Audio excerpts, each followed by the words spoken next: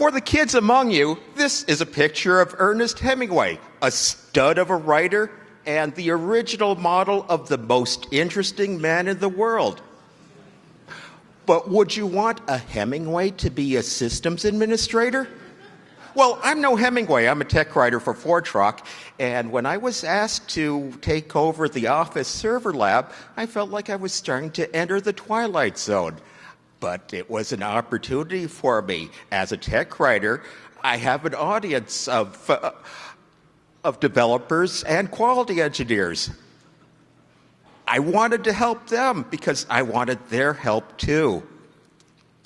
So I just needed to interact with them. We have an official system administrator. He's all the way over in the United Kingdom. Word is he doesn't like to travel, so he appreciated the help.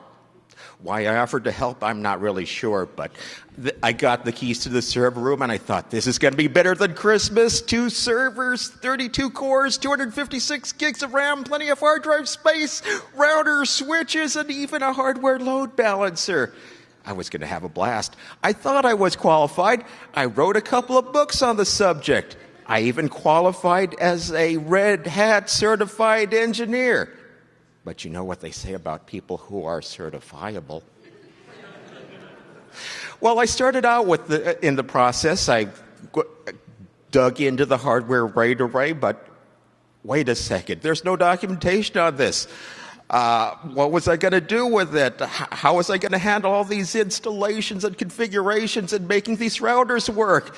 I felt like Ted Stryker in the movie Airplane when he was looking at all these dials and gauges and dials and gauges, feeling a bit overwhelmed. Well, I settled myself down eventually. I started a beta test. I got a little help from a beta tester. He put me through my paces. He said, Mike, you need to do this. Mike, you need to do that. Finally, he said, Mike, I think the server is actually ready. So then I started announcing it to the world. The lab is ready. The lab is ready. You can get your VMs going there. Well, there were a few early adopters, but most people seemed to hesitate. I wasn't sure why, but a couple of weeks later, I got the answer when I got the call. Fortunately, it was a Monday morning. Mike, the server is down. The server is down. I thought, what have I got myself into? I trudged down to the lab, and I realized, the lights are on. I look at all the logs. I don't have a clue. All I could do was start everything over again and apologize and cross my fingers.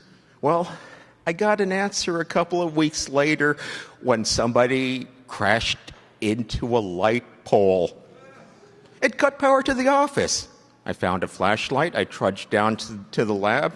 I think, isn't there an uninterruptible power supply on this thing? Why isn't it on? I go to the back of the rack, I open it up, and I realize somebody forgot to plug it in. And then I thought, wait a second, I wanted to go on vacation. So I did what any good tech writer did. I wrote about it. I wrote what people had to do to get on. I wrote procedures, what people had to do to get it running again. I got a backup to actually test it out. So I figured, okay, when people asked me then, what do I do to get on the lab?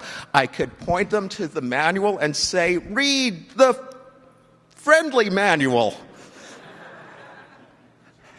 Everything was good, and it brought me back to the definition of a tech writer.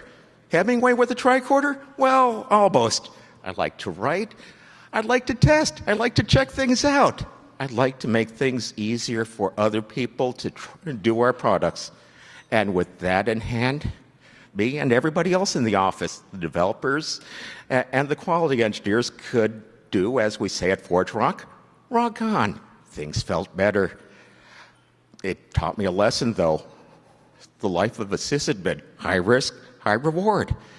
At any time, I could get that call. But when I see developers trying their code on the system, when quality engineers were actually stressing our products, I thought, wow, I helped make that happen. Yeah, I go back to the lab now and then. I had to call out a few VMs recently, and that means, yeah, we don't have enough room. Life of a sysadmin, but life is good.